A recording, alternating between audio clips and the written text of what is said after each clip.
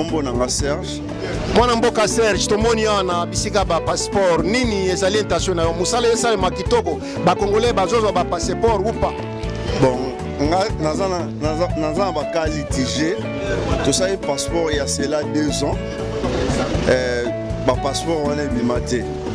Ndetouye awa pona ko luka solution de façon que tous avoir passeport parce que nous sommes bloqués. Président a lukela biso solution a changer bato oyo bazo sala na ambassade.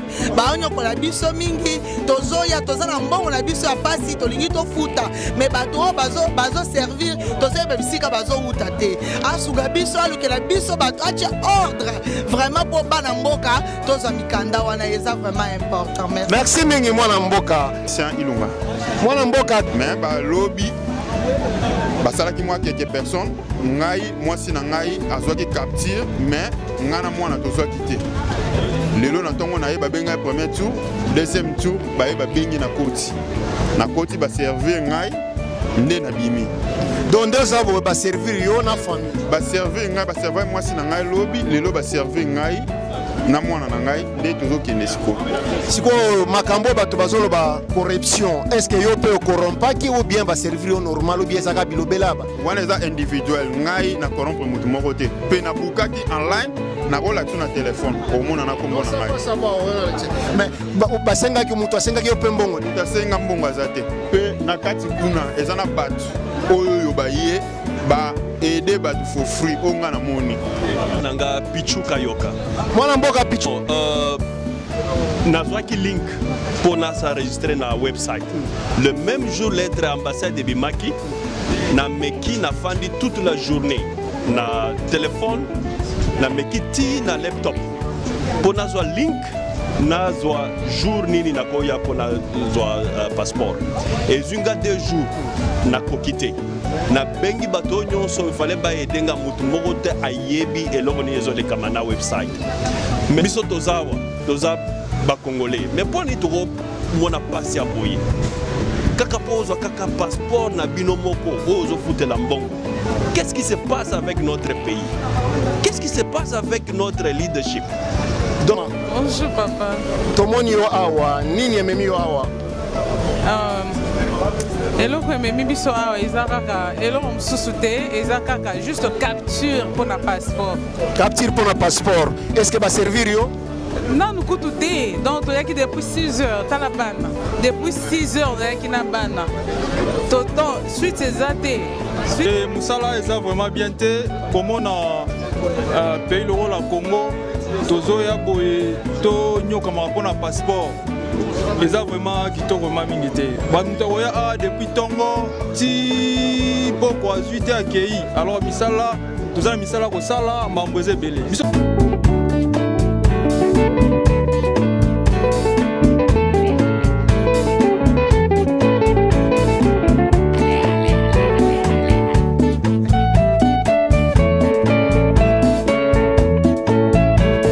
Communauté congolaise okolongola chapeau pour bamona yo mbote mona mbo Mbote ndeko kombo nani kombo nanga Serge mwana mboka Serge tomoni na bisika ba passeport nini ezali intention na yo musala esale makitoko ba congolais bazozwa ba passeport ou pas? bon naza ba cas litigé tout ça est passeport il y a cela 2 ans ba passeport on est bimaté ndetouye awa pona ko luka solution de façon que tous avoir passeport parce que nous sommes bloqués et puis eloko tozo déplorer mingi eza likambo ya o babenga en anglais poor management donc eza na bato musozo lela que tobandaki ko déclarer à l'époque que management ezalaki bien te mais lelo tozui mwana mboka mulaja je pense qu'il faut babongisa management na bango parce que ceux qui management est bien et le marché même au pays ils doivent arranger beaucoup de choses parce que bateau belé peut-être on a besoin de bazon mais tant bazon tout ce qui se passe là les autres ça va te espoir donc tout ça vraiment un peu déçu na on va bien un service deliveries de façon à servir le peuple. Donc quelque part c'est pas respecter aussi le peuple. Donc tu voyez qui depuis Tongo ti ba héros baza servité ils ont respecté Donc gouvernement na biso faut basala effort wana ya ko respecter peuple congolais parce que bango baza bato liboso comme nos serviteurs. Les gouvernements ils sont nos serviteurs. Il faut pas servir biso mais ceux qui t'ont servi bien toujours mécontent et puis c'est pas bien.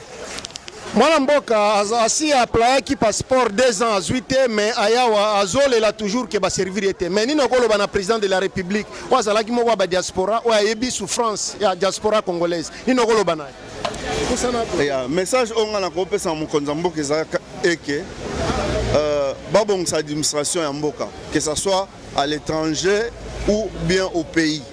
Notre administration va bébisa gouvernement, va bébisa administration na biso. L'administration ça se fait pas na niveau ya ministre, l'administration bandaka na fonction publique. Bazong sa administration ndenge zalaki. Lelo bozo ba responsabilité bo pesi na ministre. Mais ministre anaza peut-être seulement na 3 mois, 3 ans, 2 ans. Bo pesi na ba finance na makamno so lo bo mamboka na biso ya ngwana. Bazong sa administration pas ba directeur ya ba cabinet. Bazong sa administration pas na fonction publique ndetambola parce que bango nde bazawana pour des années. Bino bozo administration bo pesi na mutu oyo aza juste na dire moko éphémère. Batouana akoyiba. Donc bazong sa administration ndenge administration ezala net na mboko biso toza na Cape Town. L'administration ezala na maboko ya ministre te. Ministre azana pour signer. Azana pour signer ba document mais il ne gère pas les finances. Merci mingi mwana mboka. Ya merci. Merci. Ok, toujours mwana mboka tozawa koba omoni mamtoto solola awa. Batu oyo bazokotisa pe batu musu na ndenge ya mabe batu ambassade oyo. Tozaki libanda mais to fond batu musu bana kati o bazaki libanda. Alors ne tokota na toza na kati boye soko ozwa temps koleka kuna na restaurant au mona ne ba mangas ba osala. Ce to tie bango poa et comme communauté Cape Town bazaka bataba désordre boye. Mais to vana na sei mais bango message non pas l'ambassadeur. En tout cas, ben na batno matoi. Lobby ce va continuer ba biloko yo c'est que kapito ba osala te ti ba ozonga. Pour tout ça dans la preuve, to filmer na kati, to se ngono journaliste na kati au moins ba bavandi kuna ba osala nini. Pour d'ailleurs to penser ki ba biso communauté. Ba yo osala nini na kati. Ba zo remplir ba papier na kati. Pourquoi? Ba comportement bo pour na nini. Bon, o ya na posa passeport, o na posa passeport. Bozo favoriser banani. Donc corruption zo sali manakati. Oui, makasi. Merci mingi mwana mboka. Congolais ya diaspora Afrique du Sud bazoko bana koloba sir makamba passeport ezo pesa bango pasi na kati ya mboka mopaya Afrique du Sud. Toza na Cape Town, Western Cape. Mbote mwana mboka. Mbote papa. Kombo nani? Kombo nanga Christian Ilunga. Mwana mboka Christian Ilunga tomoni ba Congolais belé bazoli ya pona makamba passeport. Nini ezali impression na yo? Bon, de ma part, je ne sais pas ce qui n'a pas tout un dessin d'un gars n'a pas d'explication n'angai. Bon, on a part n'angai, et tout le monde qui link et en ligne, hein. La mécanique to essayer qui même ko bouquet. Et to bouquet, et ça qui dit à battant, et ça qui vraiment ko permettre que nous te ko bouquet. Mais elle considère que nous te ngai, la mécanique ko bouquet, na bouquet qui ngai, moi si n'angai, na moi na. Bon après. Et qui est une époque qui note na mona qui peut réaction mon côté l'autre mon côté mais 2 jours après na yo checker na moni de note booking nanga ekendaki na ye yes babandaki parce que être ba corruption et dépend de mutu na mutu na lo ba o ekomeli ngai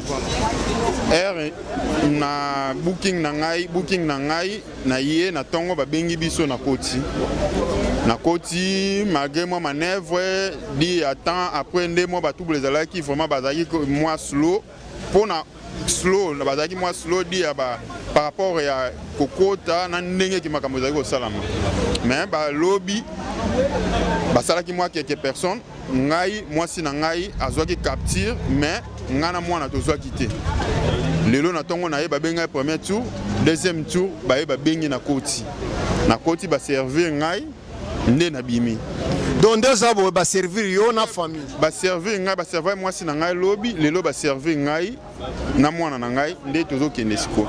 Sikoyo makambo bato bazoloba corruption, est-ce que yo pe okorompaki ou bien baservir yo normal ou bien ezaka bilobela ba? Wana eza individuel, ngai na corrompre mutu moko te. Pe na bukaki online na relation na téléphone omona na kombo na ngai.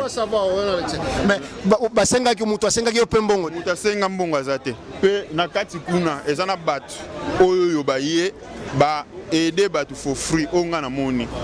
Parce que ezana bato musu ba ko to tuni bango koti ndenge nini. Ote intel a aider nga intel a aider ngai. Omoni biso tolingi mingi. Yes. Na yebite na ba personnellement pona ngai. Na moni mutu a lukaki na corrompre ngai personnellement nazana ndeko na nga na koti saki to kota kina ye kuna na meka même que na meka ko solo la que no te po ba meka ko aider ye. Batuninga que no ba yebisinga que no te pour le moment to sito clôturer batu musu baza libanda o ba depuis lobby na bazuite ndeko nanga kuzi to ba grande sœur à moi sinanga na yaki na ye lelo parce que moi sinanga te mazwaki lelo azwaki lobby lelo a tema afaka ke musala moye aya ezate ayaki na grande sœur na ye pona azwa siko na ndenge to kotaki na ye pe na solo la kuna ba yebisinga ke no te zana batu libanda oyoyo bazaki depuis lobby bazuite azalaki servite cause ya baboyaki po ngai na yaki pe kenote peut-être na solo la po azwa ba servir ye peut-être. Merci mingi mwana mboga, tu apprécié. Merci mingi. Merci. Merci. Famille, nani mususu ya suka koloba puisque na clôturer ba maman ba fandi kuna yo pe oloba yaka.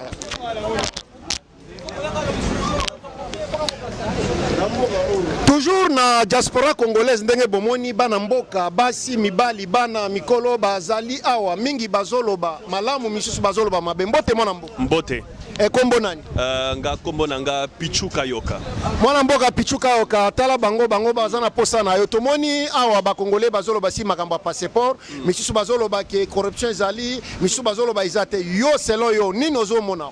Bon, nazwaki link pour s'enregistrer na website. Le même jour lettre ambassade de Bimaki na meki na fandi toute la journée na téléphone na meki ti na laptop. Pour nazwa link nazwa jour nini na koya pour nazwa passeport. Et zunga 2 jours na kokite. Na bengi bato nyonso il fallait ba edenga mutu moko te ayebi eloko ni ezo le kamana website. Mais biso toza ba congolais mais poni toko mona pasi aboye kaka pozo kaka passeport na bino moko ozo futela mbongo. Qu'est-ce qui se passe avec notre pays? Qu'est-ce qui se passe avec notre leadership? Donc awa to telemi biso nyonso ba congolais Rwanda azate Mundela azate Français azate kaka biso moko siko to kosala nani que nanya zo nyoko la biso poto to ka passeport na biso moko. Donc tozo senga batela la biso likamboyo pona nini toko nyoka maboyi. Sikoyo koloba nini na président de la République wazalaki moko ba diaspora congolaise wa yebi pasi ya kozanga mukanda to passeport na mboka mopalelo aza président et na régime na ye ba congolais bazo koba na ko souffrir pona makambo mikanda libanda nino koloba na ye azoka. Bon tozo loba na ba autorité donc toko ko nyoka ma toujours kakate. Il y a un temps pour tout, même les choses que le pays moka mike zo salango, tozo kokangote.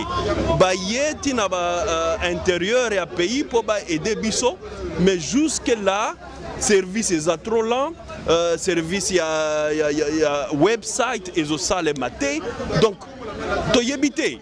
Donc jusque là tozo servite, to yebite so équipe ultaki ambassade, ceux qui bakozonga. Donc on est là, donc abandonné au merci. Il y a au Moutounion Sazana pouvoir na biso. Donc tu es bien logo to salati. Donc c'est ça mon message na Bakonzi Mboka. Merci mingi Bakonzi Mboka boki ndenge bana mboka bazolela bazali ko expliquer souffrance bazo mona libanda. Merci mon mboka. Merci beaucoup. Merci. Merci. OK. Mbote mingi. Tomoni yo awa na masolo passeport nini ezali impression na yo. Musala izo sala malamu mabi. Te musala eza vraiment bien te comme na pays le la Congo tozoya boye to nyoka mapona passeport eza vraiment kitoko mingi te. Ba mutaoya depuis tongo ti poko azuite akei. Alors misala tozana misala ko sala mamboze belé biso tout oye awa ça veut dire que tozana montant oya muke basengi biso po to ebandeni na ya opesa po to zo passeport mais façon bazo ko gérer marambu désordre sur désordre ça va kitoko désordre sur désordre. Félix Antoine Tshisekedi Tshilombo azalaki moko ba diaspora congolaise ayebi pasi nini ba diaspora bamonaka soki bazana mikanda te nini okoloba naye. Bon message na okoloba pour la président c'est que afin de banda moka en plus ça congolais tu as vu que ça système au mabe système au Égypte temps est belé donc tout ça quoi avancer tout ça toujours sima bon azaye mon côté azana batu tant que tout ça ba congolais tu bandenia au salama bien poto avancer na par rapport au diriger ba maman mususu. Merci mingi Molambo. OK, merci. Bonjour maman. Bonjour papa. Tomoni yo awa nini ememi yo awa. Eloko ememi biso awa eza kaka eloko mosusu te eza kaka juste capture pour na passeport. Capture pour na passeport. Est-ce que va servir yo? Non, nous coûtons tout. Donc, il y a qui depuis 6 heures, tu as la banne. Depuis 6 heures, il y a qui na banne. Suite ces athées, tu dois battre juste tokende, misala tokete, on ne sait pas la suite c'est comment. Donc, nous avons souffert aujourd'hui avec les enfants sous le soleil, le matin, le vent comme ça. On ne sait plus quoi faire. Nino Goloba na gouvernement na président de la République ou azalaki moko ba diaspora ebi pasi oyo okeye azana bokonzime gouvernement na eza ko faire souffrir bino na ba passeport. Merci beaucoup. Il y a eloko liboso ezali que parce que tous en a consulat permanenté. Je m'excuse sur notre Golobata pour la Brazzaville à Pamba, Congo, sous de côté, basé na consulat permanent. Brazzavillois a quitté Kokonyo comme pour un passeport, on dit biso tozonyo kwama. Juste un passeport, c'est le comme des lix pour le peuple congolais. Donc botel la biso, le cambo, le passeport, ça va nous permettre. Et ça juste l'identité, ça juste l'identité. Ça c'est que on n'a pas paya. Tozonyo kwama. Kutu na ya ba o ma fez d'acide africain. Ero to komate, maintenant o ya biso moko. Bota la bana, depuis 6 heures na komaki, naza servité. Maintenant faut na lobby faut na sala no débat na sa nini. Na kele msala tena ya suko l'extra journée awa. En tout cas botel la biso consulat permanent, tu as apply passeport anytime. On a lingi et malgré ma montant au foot et ça ce qu'il faut au monde entier. Donc passeport congolais, c'est le plus cher du monde entier. Ils ont déploré biso ba congolais. En tout cas na mboka ba toujours souffrir. Président Fachi Alukosala eloko moko boye biso ba otona ba relation te na kati. Donc to souffrir na bana. Merci maman. Merci beaucoup. Si mingi mwana mboka maman yaka na moni maman za kolemba bonjour maman. Bonjour papa. Kombo nani? Ngana za Hélène Zeba. Nayaki awa banda lobby na 6 heures du matin. Na komi na kuti bato bayaki à partir de 3 heures parce que ça fait déjà une semaine to bando mekana en ligne pour tout ça là rendez-vous na biso pour na passeport et bando les katé. Mais l'air to komi awa lundi le 20 ba yebisi biso ke eza déjà na bato ba bouquet déjà baza 90 personnes. Siko to tuni bango bato 90 wana ba uti wat parce que biso nyonso to meka ko bouquet mais les katé balobi oh et le ka partir ba butu ya ba 21h tozeli bato wana 90 ba bengi bango ba koti na kati ba yaki à partir à 3h du matin ba komaki na kaye ba bengi pe bango ba koti na kati après quelques temps ba yeko benga biso pe ndambu to koti na kati kokota na biso na ezaki à partir à 7h passé lobby le 20 to koti na kati tina ba 15h tozi ba formulaire to remplir bato mususu ba comment ko foot déjà ba oza bango ba capture bitumba ebimi na kati kuna entre ba agent ambassade na peuple congolais bitumba bimeli wapi eza toyebani déjà na mulongo que par exemple toza 100 personnes toyebi numéro 1 aza tel biso pe to Hollande na sima mais kota la liboso kuna e pa ba agent to komo mona bilongi bazaki atana na mulongo te siko peuple azotu na bato yo ba uti wapi parce que biso tozaki a banda tongo to mona ki bato te désordre ba komi ko sona entre bango na bango au mona famille mususu aza papa mama na bana ba koti si mama na bana papa papa tikali libanda l'air babengi papa kuna papa le bibana nanga ba libanda na mama il faut na kezo bango ba comment compliqué na porte papa comment tu as trouble na porte bitume bimi na porte entre ba sécurité sud-africain na ba congolais ba bundi biso ba tozaki likolo ba kolo hôtel ba siliki ba lobi il faut to libérer place mais na moment wana et si to salaki to remplir déjà ba formulaire na biso et tikala kaka to kende na côté ko futa bazo biso ba capture ba canceller place wana ba lobi to ko kende lisusu te parce que des ordres koti mais bazo quand même quelques personnes ba futa ba 300 rand wana ba osenga ba lobi so eza ya na éviter so ba obenga ngoni 300 rand à part le 2500